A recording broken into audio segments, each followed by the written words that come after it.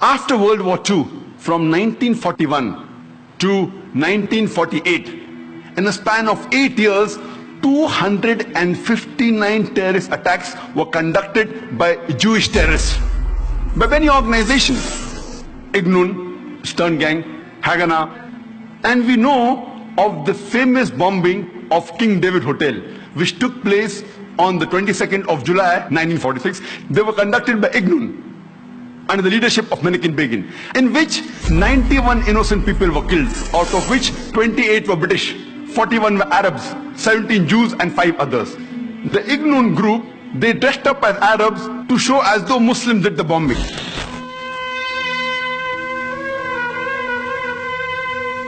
The King David Hotel itself. It was in the wing on the right of the picture that the terrorists placed their explosive. And the person responsible was Menachem Begin. And it was the biggest terrorist attack against the history of British Mandate, in which 91 people were killed. And at that time, Menachem Begin, he was called as terrorist number 1 by the British government. Later on, after a few years, he becomes the Prime Minister of Israel. And later on, after a few years, he gets the Nobel Prize for Peace. Imagine, a person who has killed hundreds and thousands of innocent human beings becomes the Prime Minister of Israel and later on gets the Nobel Prize for Peace. And most of the groups that were fighting, like Stern Gang, Ignun, Haganah, all of these Jewish groups and the leaders like Yitzhak Rabin, Menachem Begin, Ariel Sharon, later on became prime ministers and high-holding ranks in the state of Israel. And all of them, they were fighting for a Jewish state.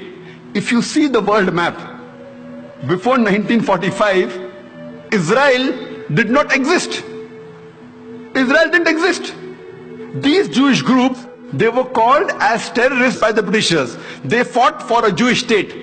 Later on, with power, they grabbed the land and they kicked the Palestinians out. And now these same people are calling the same Palestinians who are fighting for a more just cause, for getting the land back. And they are labeled today as terrorists by the Israelis. Imagine, Hitler incinerated 6 million Jews. He kicks the Jewish community out. Why should they come to Palestine? The Palestinians, they welcome the cousins with open hands. If they should take a land, they should go back to Germany. They should go back to Europe.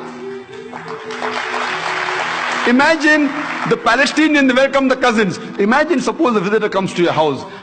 Being a stranger, you welcome him in your house. After a few days, he kicks you out of the house. And when you cry at the doorstep, I want my house back, people call you a terrorist. This is exactly what has happened today. The Palestinians, they are called as terrorists for what? They only want the land back.